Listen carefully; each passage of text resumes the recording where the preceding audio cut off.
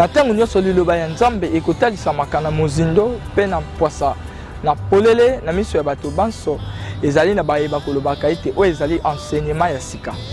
Maloba ya papa Dienge na kuntima Joseph Mbote batata bamama balandi ya magazine Culture Kimbangu. Lelo tozali na esengo ya kokabola magazine na biso na mokolo ya lelo elongo na bino. Wapi esika mokolo ya lelo tokolobela bongo bozongi ya mbala ya mibale ya nkolo Yesu. Bosolo kati na mbotama ya nkolo Yesu.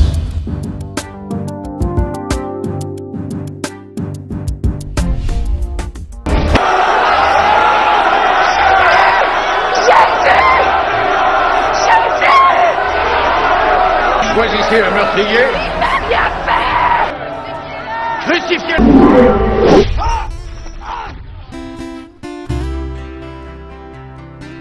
Je voudrais vous parler du plan de Dieu pour l'Afrique. Et tout de suite, on va ouvrir un passage dans 1 Corinthiens 1, qui est un passage que j'aime beaucoup et qui va nous servir de soubassement au message de ce matin. 1 Corinthiens 1, je lis au verset 26.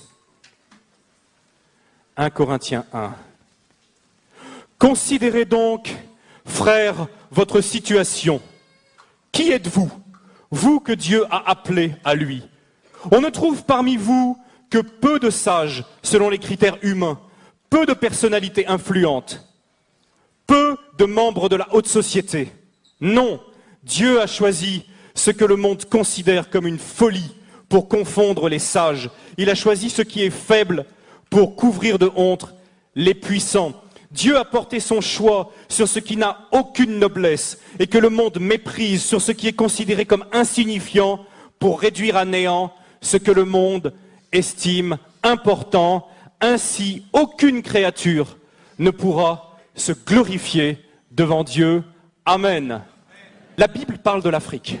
La Bible parle énormément de l'Afrique et je sais que cette déclaration ce matin va sembler assez étrange parce que souvent nous oublions que la Bible parle de l'Afrique.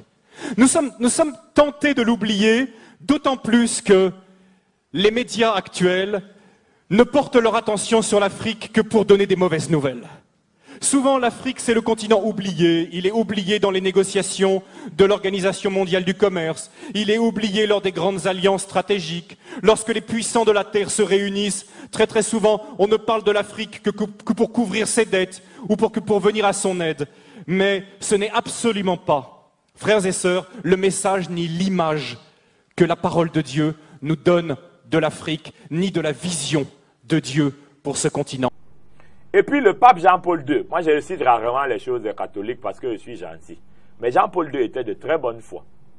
Il est venu demander ici au stade Omnisport de Douala que chez vous, une femme mariée, quand elle a des problèmes, elle va où? On dit dans sa famille. Il dit que, mais pourquoi quand Marie a vu qu'on voulait tuer son enfant, elle allait en Égypte? Elle était où à votre avis? Jeune Afrique économique, septembre 1990, a accordé une interview à Jean-Paul II où il démontre que Jésus-Christ était un noir, que Marie était un noir. À Rome même, ils n'ont jamais changé la couleur de la statue de Marie et de Jésus. C'est noir. Mais donc si on souffre de mensonges scandaleux, multiples, variés et divers. On a blanchi tous ces gens, pourquoi? Qui est l'Africain le plus connu de la Bible? Abraham, pas tout à fait. J'entends pas le nom que je cherche. Noé, noir.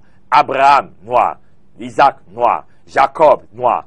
David, noir. Salomon, noir. Moïse, noir. Moïse, né, grandi en Afrique, passé 40 ans de sa vie en Afrique. Justement, aujourd'hui, quand on pense à l'Afrique, on pense à quoi? Honnêtement, quelles sont les images qui viennent à nous? Nous qui sommes ici en Alsace, je ne sais pas vous qui regardez Internet là. On pense à des guerres, on pense à des famines, à des ennuis sociaux. Voilà les premières images qui nous viennent lorsqu'on pense à l'Afrique. Quelque chose de très important que souvent on ne connaît pas, c'est que la reine de Saba était une reine africaine. Je ne sais pas si vous le savez, c'était une reine noire, c'était une reine africaine. J'appuie sans réserve cette lecture. 1. Jésus était un noir. Jésus était un noir. Jésus-Christ était un noir. C'est déjà scientifiquement prouvé. Je l'ai prouvé dans ce plateau. Jésus était... Non, il ne faut même pas que je commence ça. Adam et Ève étaient des noirs. Adam, et si Adam était dans le jardin d'Éden, il était forcément un peu africain. Leur premier fils, Caïn. Deuxième, Abel. Caïn tue Abel. Troisième enfant, il s'appelle Seth. Il n'y a pas de blanc qui s'appelle Seth. Si le troisième fils d'Adam et Ève est un noir, c'est que les parents étaient des noirs. Et depuis les premiers hommes, on considère qu'il y a eu 100 milliards d'êtres humains sur la Terre. Et les 100 milliards comme bien sûr les 6 milliards d'hommes d'aujourd'hui, viennent tous de cette souche, de ce berceau tropical et africain. Tous nos ancêtres étaient africains. Tous nos ancêtres étaient africains. Nous sommes tous africains, Karine. Tous les ancêtres, des Danois, des Espagnols, de tout le monde, etc., étaient noirs. Oui. La race noire est la race mère. Et si Dieu a créé l'homme à son image, Dieu est quoi? Si la race noire c'est la race mère, et que Dieu a créé l'homme à son image, ben il est noir. Mais c'est pas parce qu'il est noir qu'il n'a pas des descendants, ni des envoyés. Et si Dieu est noir, il peut envoyer Simon Kibangu, il peut envoyer Jésus-Christ aussi, non? Vous voyez?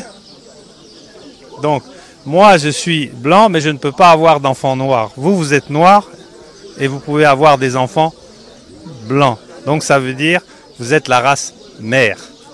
Moi je suis vos descendants. Nous sommes partis de vos descendants. L'Afrique a toute sa place et une place prophétique extrêmement importante dans le plan divin pour l'humanité. Est-ce que Jésus a un lien avec l'Afrique? Oui. Un lien qui, moi, m'a toujours beaucoup touché. Je ne sais pas si vous avez réfléchi à ça. En fait, Jésus a eu 2 connexions dans sa vie avec l'Afrique. La première, quand il était bébé. Quand il était bébé, il a dû fuir avec ses parents, alors l'oppression d'un roi cruel, et où est-ce qu'il a cherché secours? En Afrique. Et puis le pape Jean-Paul II, moi je cite rarement les choses catholiques parce que je suis gentil, mais Jean-Paul II était de très bonne foi. Il est venu demander ici au stade Omnisport de Douala que chez vous, une femme mariée, quand elle a des problèmes, elle va où? On dit dans sa famille. Il dit que, mais pourquoi quand Marie a vu qu'on voulait tuer son enfant, elle allait en Égypte? Elle était où à votre avis?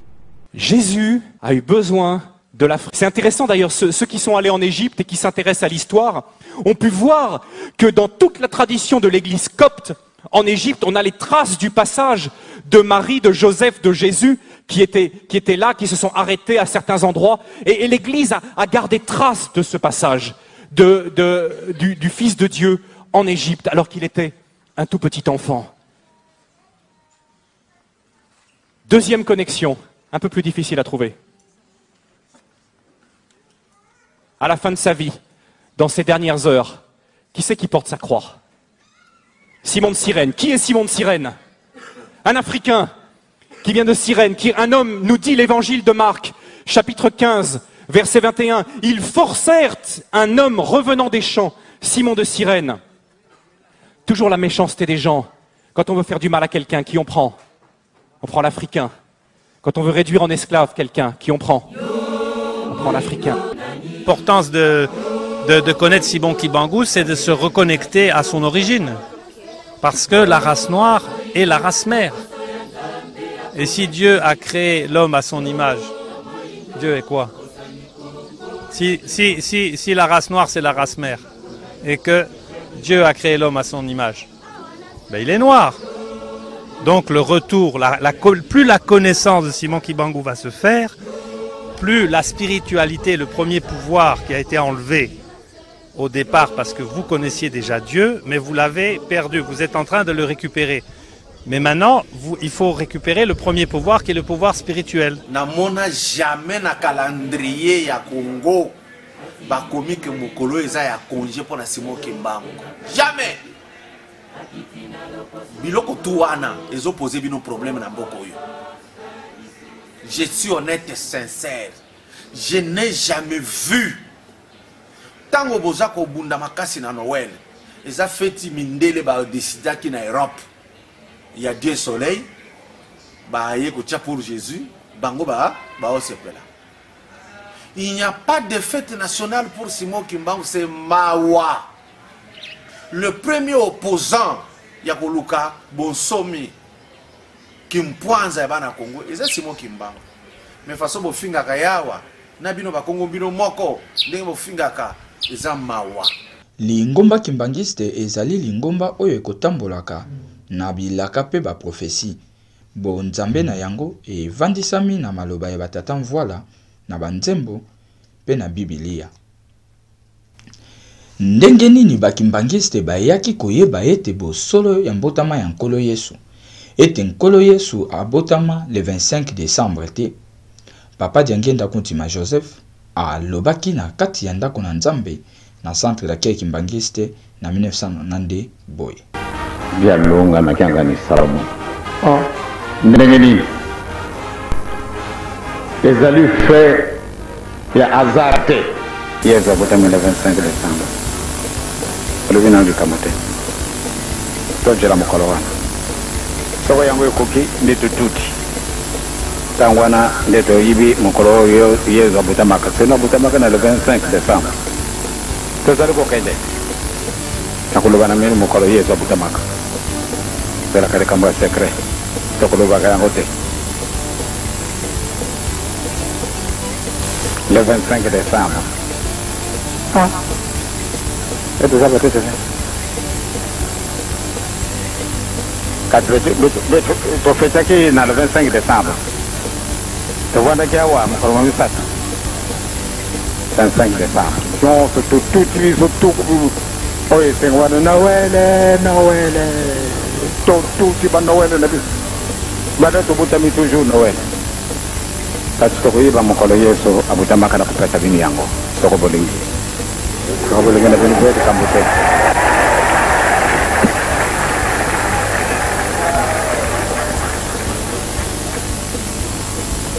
Yango ezaleka na kati mukana matata Nzambe. Mais to koyiba ka yango te. Parce que tezana Bible mususu te, yo kaka to kutaki. Yango.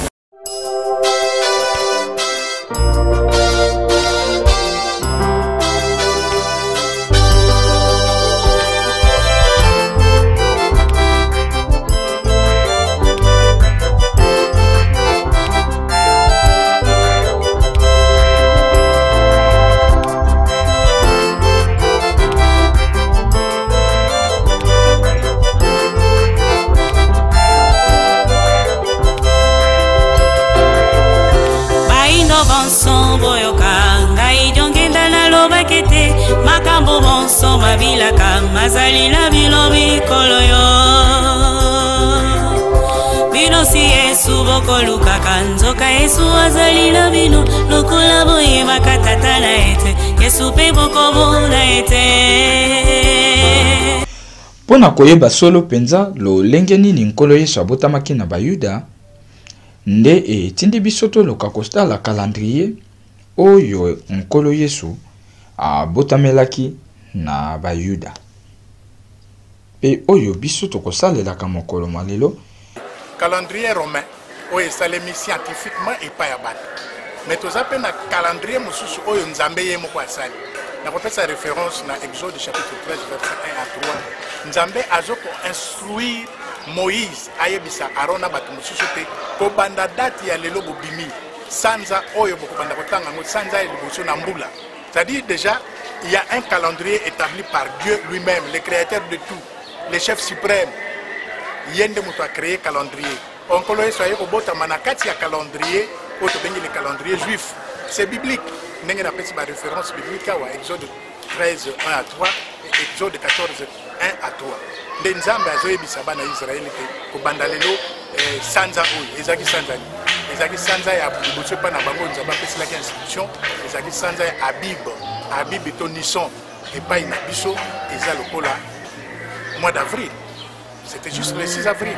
Toki totangi na mokanda Nzambe, Exode chapitre 12 verset 1 à 3. Deutéronome chapitre 16 verset 1 à 4. Pe Esther chapitre 3 verset 2. Na calendrier ya bayuda ekomami Abib ou Nissan. Na calendrier romain ezali mois d'avril. Et lingi koloba mois ya yambo. Mois ya mibale Iyar. Tanga na 2 Rois chapitre 6 verset 3 à 7. Na calendrier ya biso oyo tokosalelaka ezali bongo na mois de mai. Troisième mois Sivan. Et tanga yango na 2 Chroniques chapitre 5, 2 Chroniques chapitre 15 verset 6. Et ezali mois de juin na calendrier na biso. Quatrième mois Tammuz. Jérémie chapitre 52 verset 6. Na calendrier na biso ezali mois de juillet. Cinquième mois Ab. A-B. Nombre chapitre 33 verset 38. Na calendrier na biso ezali mois d'août. 6e mois Elul. Luc chapitre 1 verset 26. Na calendrier na biso ezali mois de septembre. Na 6e mois de Mama Maria ayaki kozwa mokumba ya nkolo Yesu to zemi. Na sima ya apparition ya mwanze na nkolo moye abimelaki ye au 6e mois. Elingi koloba mokumba ya Mama Maria ebandi na mois ya Elul to septembre. 7e mois ezali mois Tisri. Nombre chapitre 29 verset 1. Lévitique 23 24 à 28. Na calendrier na biso ezali mois d'octobre. 8e mois Bulle. 1 roi chapitre 6 verset 38. 1 roi chapitre 6 verset 38. Na calendrier na biso ezali mois de novembre. 9e mois Kisley. Tanga na Néhémie chapitre 1 verset 1. Néhémie chapitre 1 verset 1. 9e mois. 10e mois ezali Tébé. Tanga na Jean chapitre 10 verset 22 à 26. Na calendrier na biso ezali bongo mois de décembre. 11e mois ezali bongo mois ya Sheba. Tanga na Zacharie chapitre 1 verset 7. Calendrier romain. Et lingi koloba ete 25 décembre eza date oyo kommission botanga. Eza feti mindele ba décida ki na Europe. Il y a Dieu soleil. Ba ye ko tia pour Jésus. Bango ba o se pe. Makambo nini eza kosala. Mais change ya basi ezalaki. Toloba par exemple. Papa journaliste mwasi na yanga na zwi oyo yanga yozu. Nde makambo eza kosala. C'est dire que ikobo ezaki makasi, makambo ya mabe ezaki makasi, ba anti valeur ya makambo eza bonzambe ezaki makasi. Soki tolobi totala kobanda 6e mois kino tokoma na 10e mois epesi 4 mois et lingi koloba nkolo Yesu abotamaki na 4 mois. Yango etindi biso totuna pe toyeba soki na 4 mois moto to mwana akoki kobotama. Soki 6e mois tokoconsidéra ngo lokola mois na biso lelo septembre. Soki batu balobete non 6e mois wana ezaki mois ya calendrier romain. C'est impossible pour moi d'abotama de décembre. C'est pratiquement impossible. Docteur Frank. Merci papa journaliste. Moi na ya 4 mois à koki kobota masoki mukete. Na biso minganga moi na ya 4 mois zemi wana ezali soki abota mitolobaka avorton. Donc eza avortement. Moi na komi kutu même pas na prématurité. Moi na ya 28 semaines d'aménorrhée. Nde tokoki koloba ke mwana aza prématuré to machombe.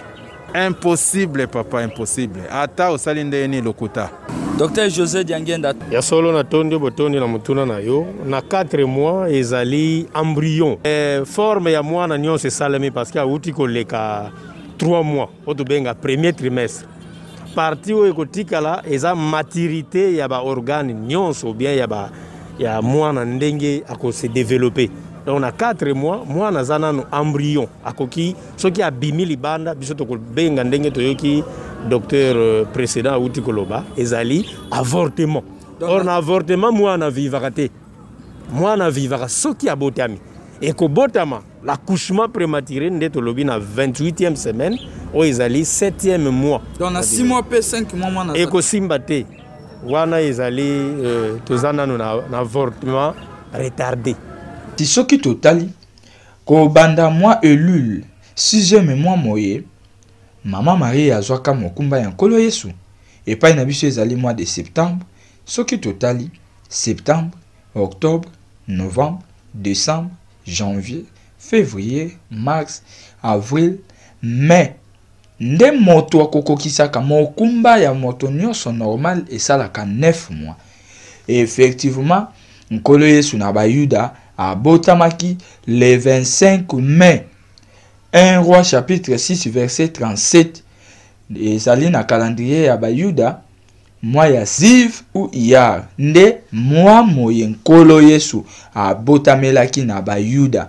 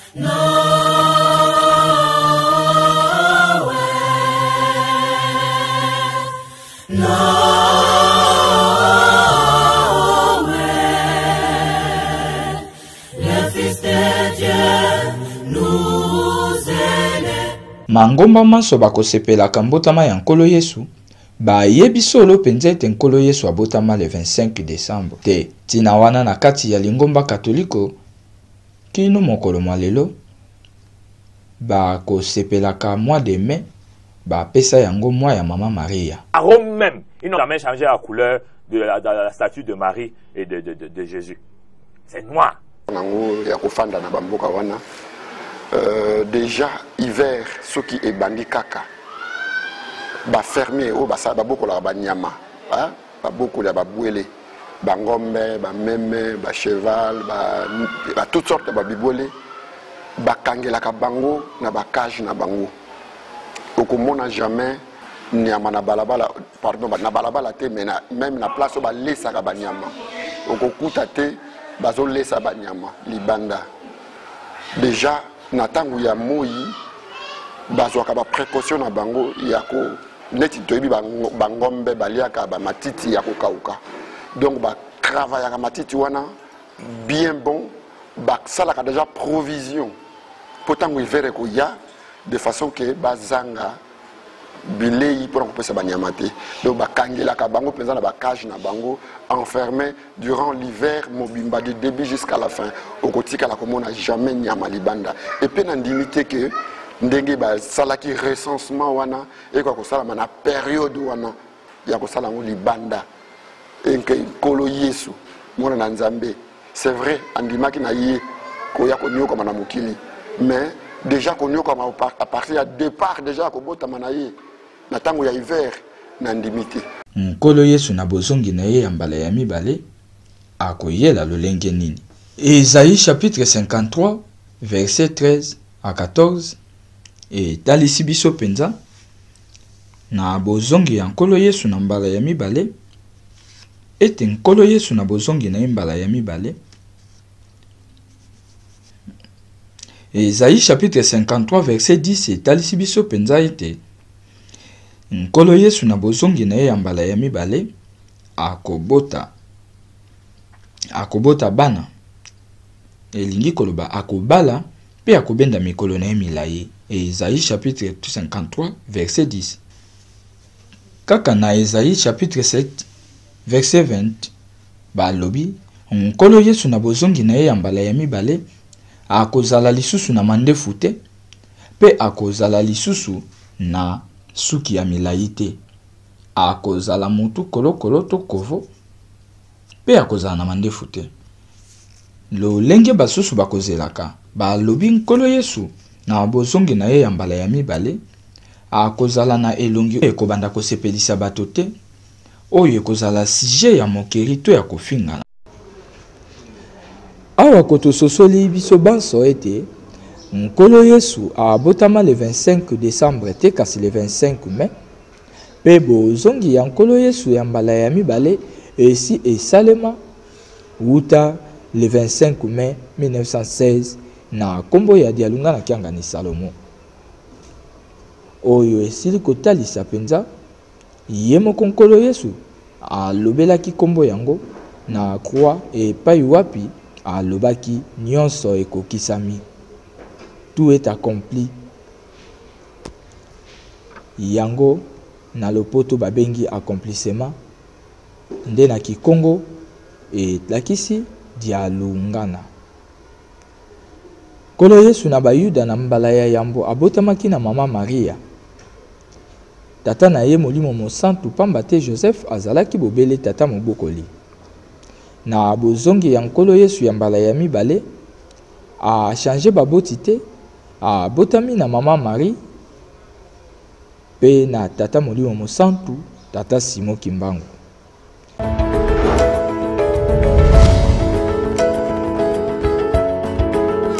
Omoni mokili bazomba ma vérité. Baki koyebisa biso que le 25 décembre ezali une date conventionnelle. Kimbangu c'est le révélateur des choses cachées. Il a révélé. Beaucoup des années sont passées, on ne savait pas la bonne et la vraie date de naissance de Jésus-Christ. Mais Nzambe le kwa Nzambe, date yango yemoko na 2000 ayeko loba Noël, kolo Yesu abotami. Na ba catholique, balobi le pape est infaillible.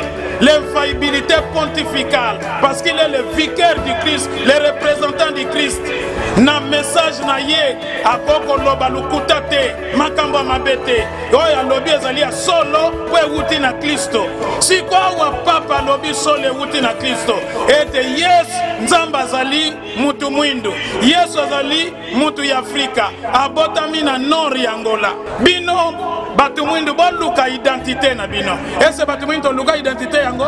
Eh bien, la personne qui était née au nord de l'Angola, c'est Papa Dialunga na Kiangani. Ils ont donné des références concrètes. Des références concrètes, je vous dis. Kasi ye moko Yesu alobaki kuna na Bayuda. Na Apocalypse 3 verset 12. Ete na mulongi au vainqueur.